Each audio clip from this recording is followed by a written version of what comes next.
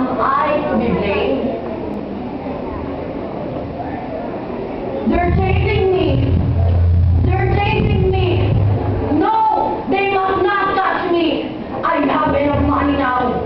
Yes, enough money for starving mother and brothers. Please let me go. Let me go first before they imprison me. Very well. Officers, take me to your headquarters.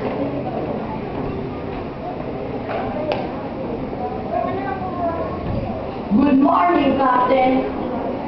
No, Captain. You are mistaken. I was once a good boy, just like the rest of you here, just like any of your sons. But I was when I was reared in slums. But we live honestly. We live honestly in life.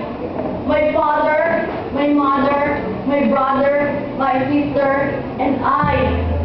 But then, poverty enters the portals of our home. My father became jobless.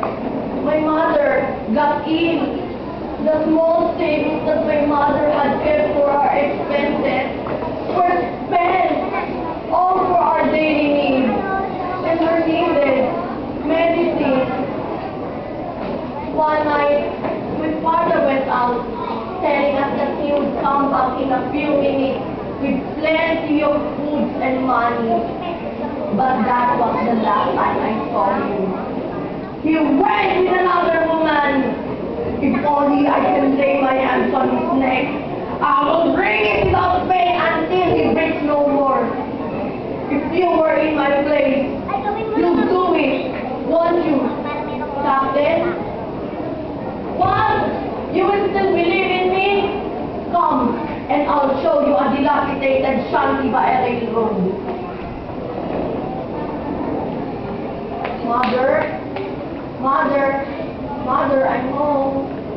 Mother, Mother!